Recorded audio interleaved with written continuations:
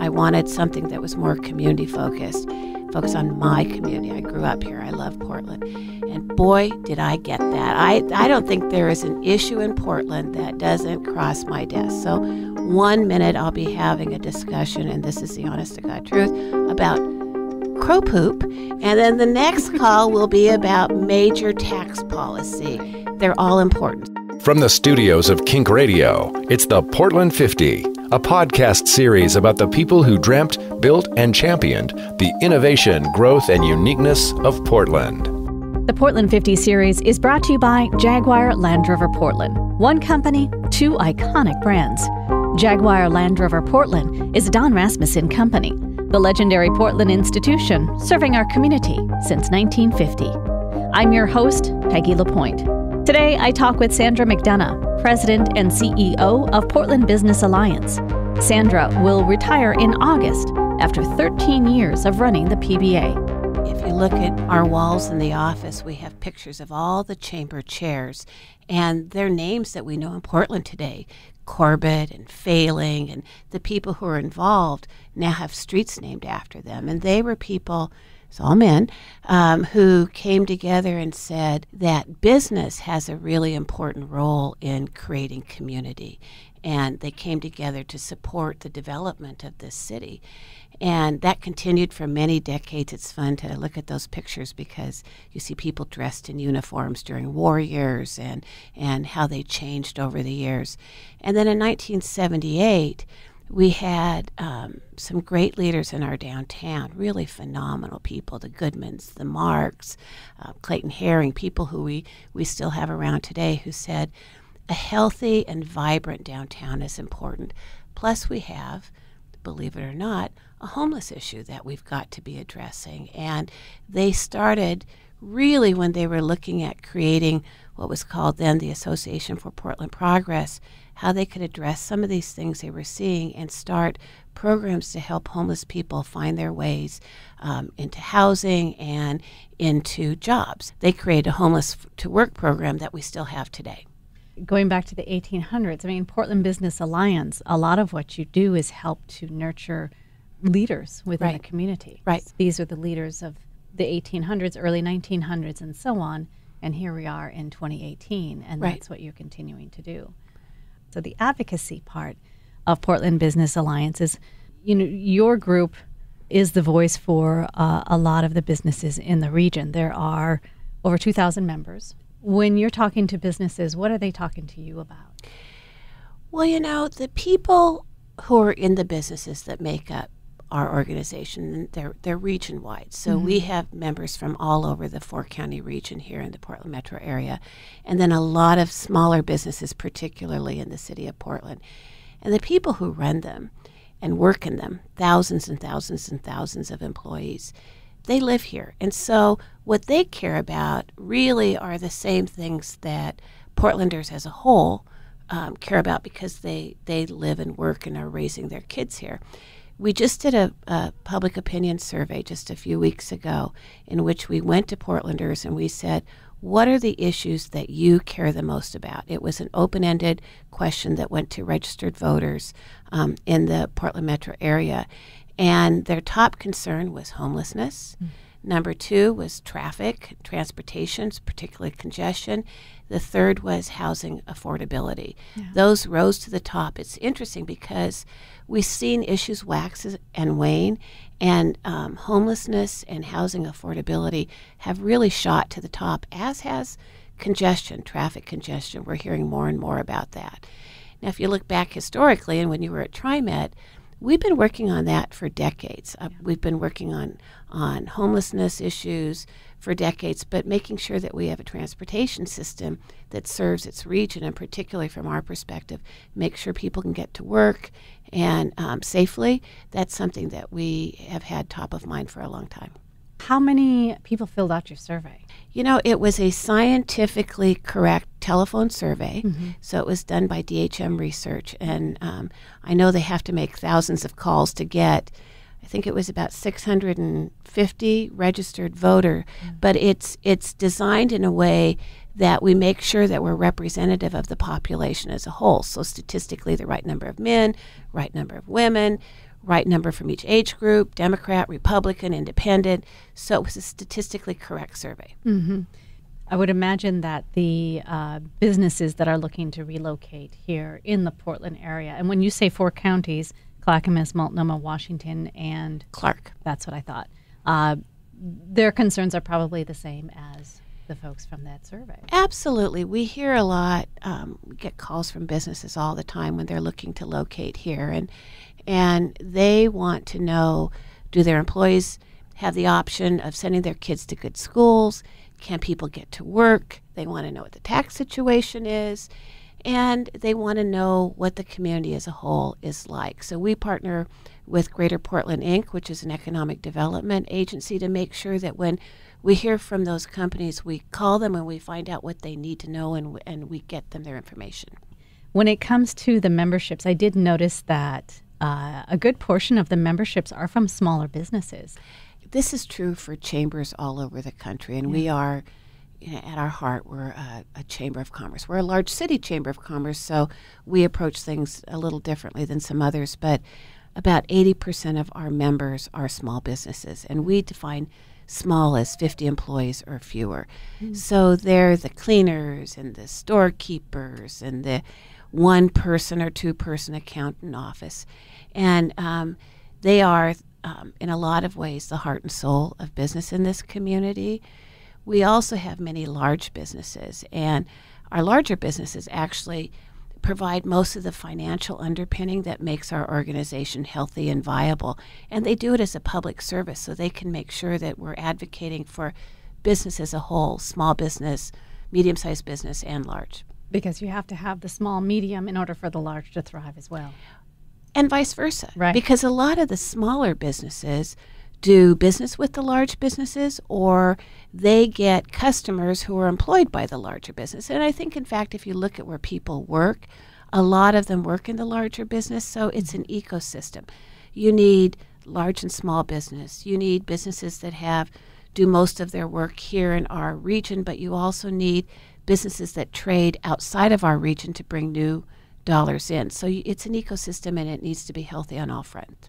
When you're advocating, because you're advocating within each of the cities for the businesses, local governments, and regional governments, are there ever any times when you are trying to help the small businesses and the large businesses come together for one sort of, is there conflict that you have to help resolve in order to advocate for the Portland Business Alliance as a whole? And how do you go about that? Well, we do it in a very careful way. I have a really large board. I have about 65 members on my board, and it works well.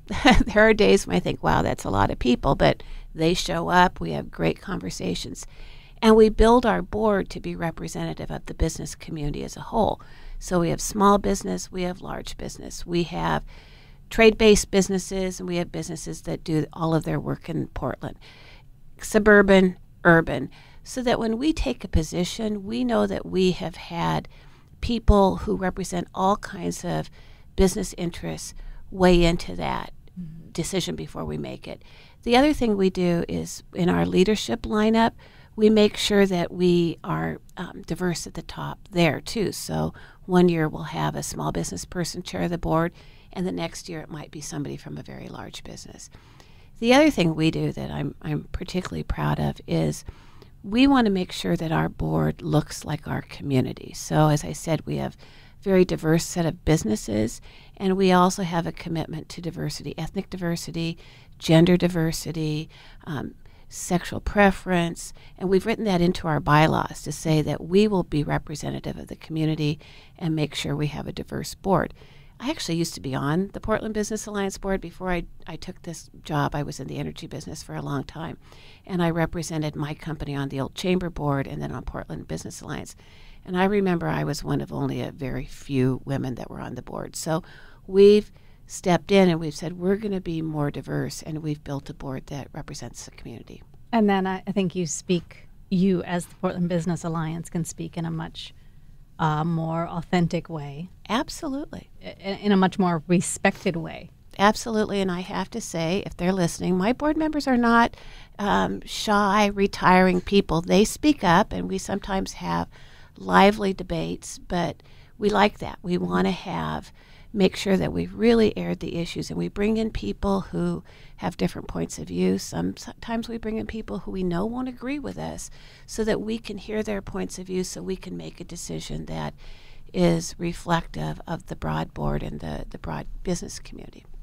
What are some of the topics that you've taken to, say, the Oregon legislature in the past couple of years? Well, we are part of the Oregon Business Plan, and so we operate with our partner business organizations under the Oregon Business Plan. And I think the biggest issue, and the one that's been the hardest for us, is the fiscal integrity of the state. We know that we have cost drivers in the state that have been growing faster than revenue. And so we've tried to work with lawmakers on how they can bend that cost curve so that they're not growing as fast. They're still going to grow, and then they aren't exceeding revenue. So we don't have what we like to think of as a structural deficit. So we've said we want to work with you on cost control, particularly around PERS and other benefit costs that are high compared to counterparts across the country. And then let's look at revenue, and let's talk about potentially more revenue that we can invest in programs that we all believe are necessary, including better education systems, K-12 and post-secondary. We think we need to be making more targeted investments there. But we want to see cost control happen with the revenue, because otherwise you're raising money to pay for problems that we know we have, and we know that the money isn't going where we need it to go to get the results that we want. And I would imagine that differs quite a bit when you're speaking then with the more regional governments, whether it be metro or the different cities within the community. Right. Even though I will say that PERS is an issue that impacts everybody. It's you talk to all of the local governments, and some of their big cost drivers are related to their employee benefit costs. So it's a statewide issue that affects all levels of government. Yeah, we talk a lot to the city. I tell people I have one of the most interesting jobs on the face of the earth. When I took this job after being in a national energy company, and I was all over the country and working on big energy issues, I wanted something that was more community focused on my community. I grew up here. I love Portland. And boy, did I get that. I don't think there is an issue in Portland that doesn't cross my desk. So one minute I'll be having a discussion, and this is the honest to God truth, about crow poop, and then the next call will be about major tax policy. Right. They're all important. So we work on, just last week I had a discussion about garbage collection downtown, but across the city to clean up. We're hearing a lot from people who are concerned about trash. So how do we manage that? By the way, one of my absolute most favorite programs we have, I mentioned that we have a Homeless to Work program. We operate Downtown Clean and Safe on behalf of the Clean and Safe Board, and we do security downtown, and we also do cleaning, and we contract with a phenomenal organization called Central City Concern, and they do our cleaning for them. And most of the people who are on our cleaning crew are formerly homeless people who have worked with Central City Concern to address some of their issues, and then the jobs they have with us are their first steps to employment. So we're very proud of that. So I hope when people see those cleaners downtown, they tell them thank you. They're doing a hard job and are making great progress. Oh, they're good ambassadors as well. They're phenomenal people, and I love talking to them. I do too. And they do a great job. It's a never-ending job. Right. But they do a great job downtown. Exactly. I want to ask you about then, as far as advocacy we talked about, but Portland Business Alliance also does endorsements. And I noticed the latest endorsements were on your page. Right. You reach out to different candidates, or do candidates come to you, or maybe a little bit of both? Candidates come to us. I just had a call today from a candidate from City Council, and actually a couple of candidates who called me. They like to get our endorsement. It's valuable to them. So what we do is we start with looking at all the races. We usually endorse just for candidates for office in the four-county region. So we look at local and legislative candidates for this region, and we'll start with what races do we want to endorse in. And then we look at the field of candidates. We like the field to be pretty set before we step in. And then we have interviews. We do a questionnaire, which are available online if people want to see what candidates say to us and the questions we ask them. It's at portlandalliance.com. And we use those questionnaires then to decide who we'll interview. And we bring the candidates in for an interview. Committee of members. This isn't decided by staff. I don't pick who we endorse. The committee will make an endorsement recommendation, and then that goes to our board. One thing we do is for any endorsement to happen, we have to have a 2/3 vote of the board members who are present at the meeting. That way, when we do an endorsement, we can say they have broad support from our organization and it's not close. I like that rule a lot. I think if we ever got to where it's 50-51 or something, it's not a strong statement. So we feel really confident about the endorsements we make. Do you ever take stands on different ballot measures? Yes, we do. Yeah. We take positions on local measures that impact the business community and our members, and on statewide measures as well. And same thing, you invite folks in? Yeah, we bring in both sides. For example, in the last election, we were very engaged with the affordable housing bond. We work closely with Street Roots, which is a great organization. They do phenomenal work.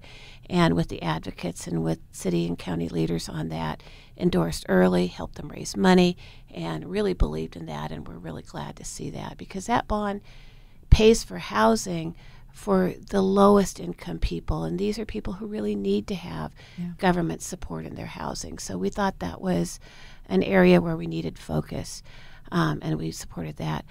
I don't think we've ever met a school measure we didn't love. We've endorsed pretty much everything that's come out from Portland Public and many of the surrounding school districts, because we have strong support for schools, and then a variety of other measures. And occasionally we'll endorse in a statewide measure race as well. I would imagine around things like healthcare and so forth, because we didn't endorse in the 101. Right. We had a lot of members involved in it, and so they were taking the lead on that. We were very involved in Measure 97 and several other issues. But we look at them and we say, does this impact the business community? Do we bring something to the table that is different or that's necessary in this particular one, and will we be helpful? So, and do we have members who are actively engaged, asking us to be engaged in it as well? I'm always amazed at the thoughtful conversation of our board, and they look at not just what impacts bottom line for business, but also what's important to their employees. What do the people who work for them care about? And that gets us into some issues that I think are sometimes a little into the more social realm. For example, I think we were the first business organization to endorse gay marriage. We did that because our member organizations were hearing from their employees that that was important to them. So we said, okay, we will endorse in that. You're listening to KINK's Portland 50 series. I'll continue my conversation with Sandra McDonough in a moment, but I wanted to thank our sponsor. The Portland 50 series is presented by Jaguar Land Rover Portland. One company, two iconic brands. Jaguar Land Rover Portland is a Don Rasmussen company, the legendary Portland institution serving our community since 1950. Now back to my conversation with Sandra McDonough, President and CEO of Portland Business Alliance.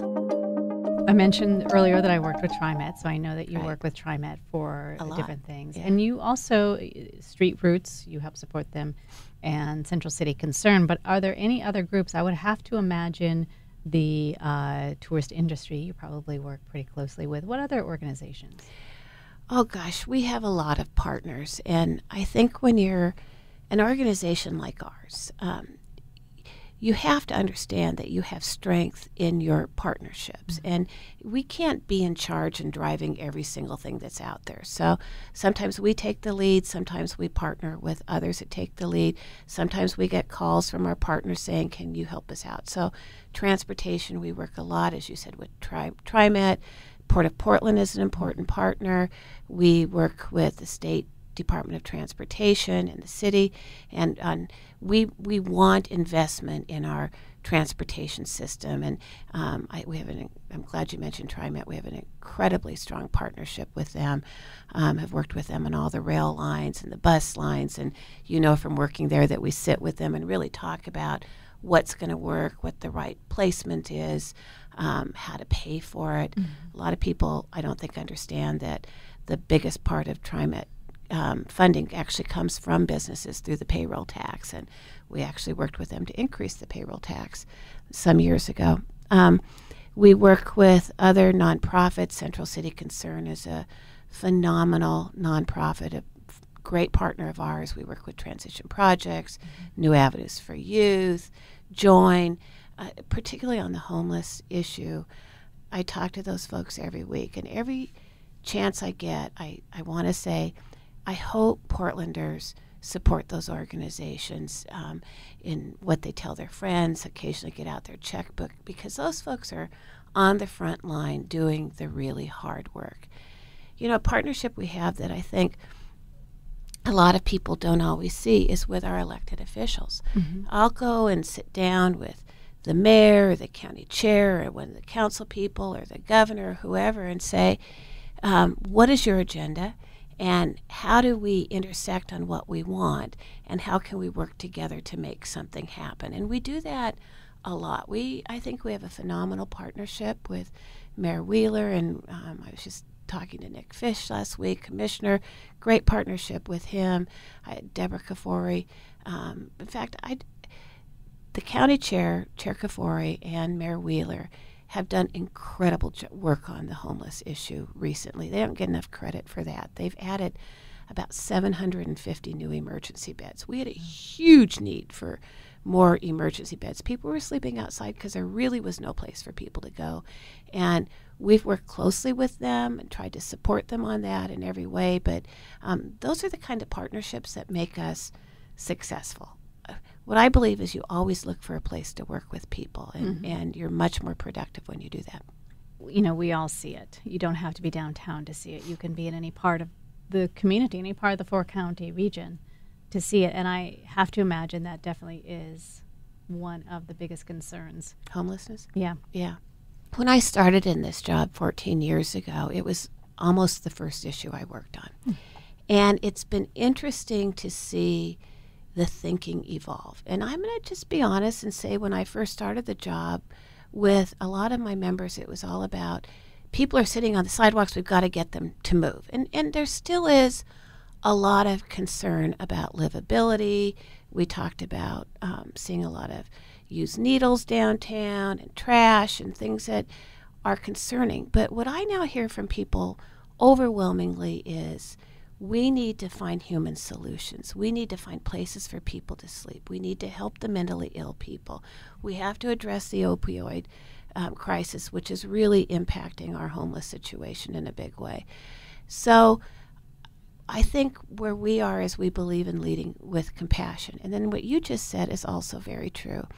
There was a huge turning point a few years ago when the homeless issue wasn't just a downtown issue. It was neighborhoods all over the city. We got calls from people all over who had a camp in their park, or they had something on their street. The Lentz neighborhood with the issues in the Springwater corridor were huge and went on for a long time. So we were hearing more and more from people who were saying there must be a solution. And I believe Portlanders lead with compassion. I really think that's what they want. They want people to have a safe place to sleep, and they want the parks and the sidewalks safe for their kids. They want the livability issues addressed. So they want both sides of the equation. It's really important not to equate them. Helping homeless people is something that needs to happen, and we can't say that all of the livability issues are just caused by homeless people, because I don't think that's the case.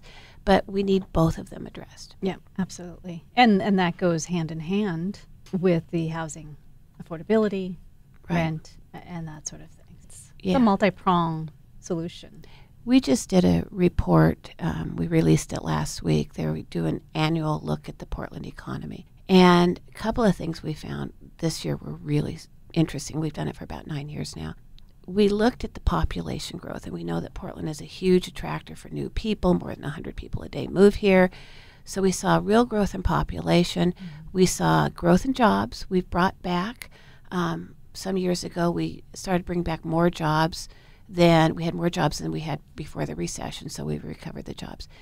We also saw that housing supply has not kept up with the growth of population. So that is such a huge driver in pricing right now. We've really got to get more supply, and more supply for all segments of the market. And I would say particularly the family housing, the middle income housing.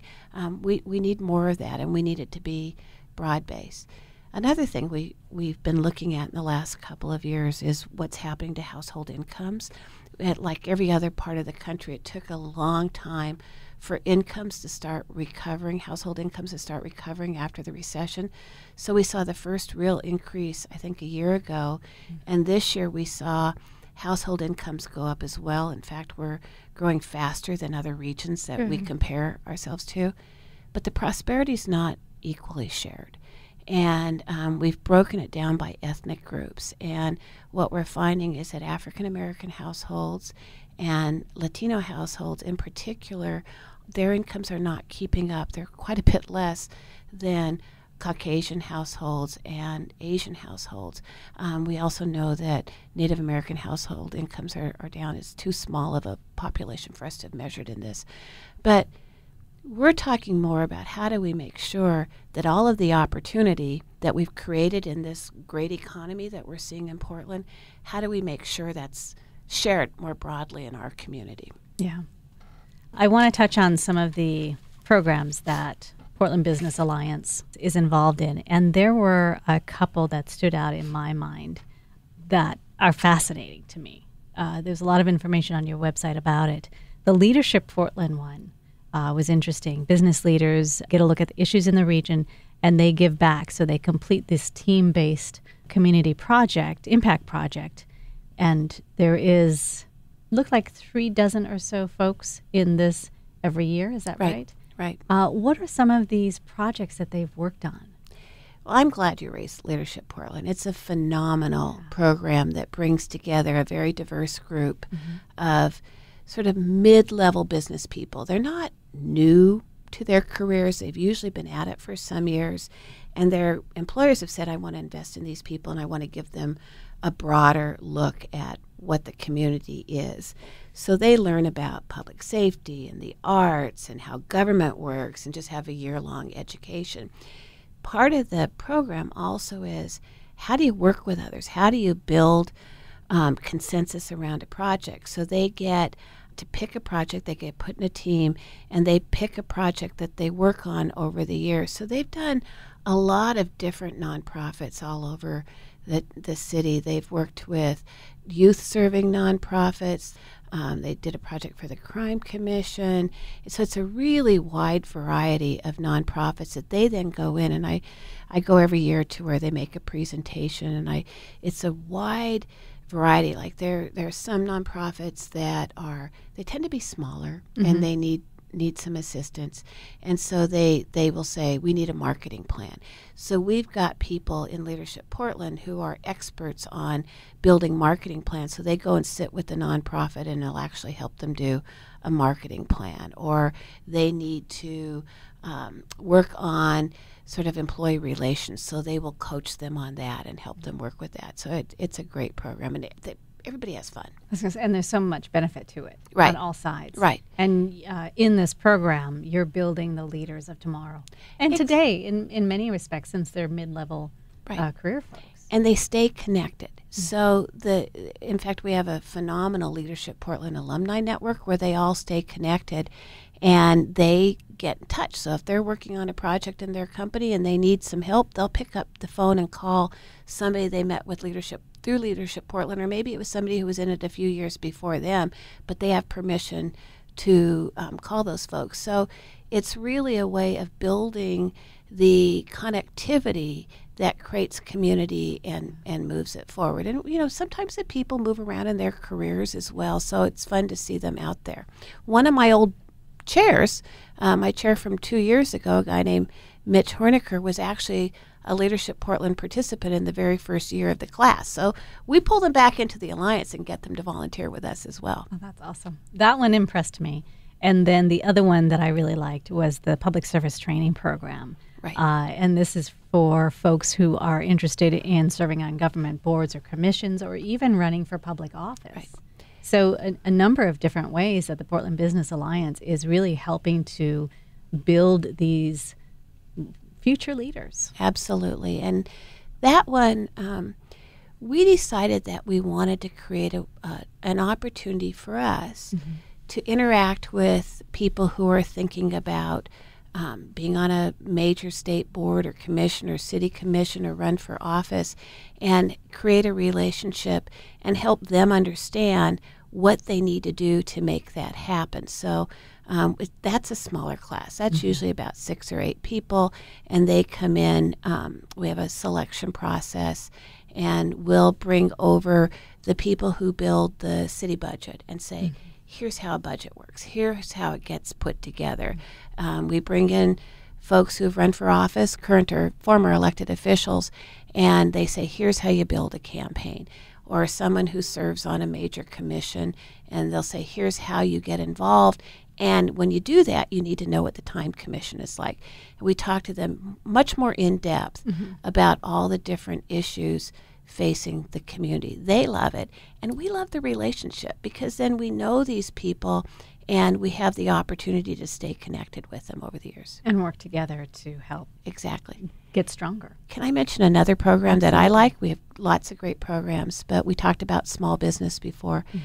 We spend a lot of time saying, what can we do for our small business members that's beneficial to them and kind of sets us apart? Because most small business people are so busy running their businesses that they don't have time to come and sit in a bunch of meetings. We hear a lot from our members who need us to help them with a particular issue, or they have a question. But what we heard from our members is that a lot of them are still building their businesses, and they need some assistance on how they do that. So we actually partner with Portland Community College's Small Business Development Center, and Bank of America helps us pay for this, and we scholarship 12 small business people every year to the Small Business Development Center. It's a very tailored program for each person. So you might have one person who needs help building a long-term strategic plan. Somebody else may need help on getting their finances under control. So we really help them with this training, hone in on what they need in their business. We pick businesses that are capable of adding employees. So we look at what they've done. We get lots of applicants and can only pick 12.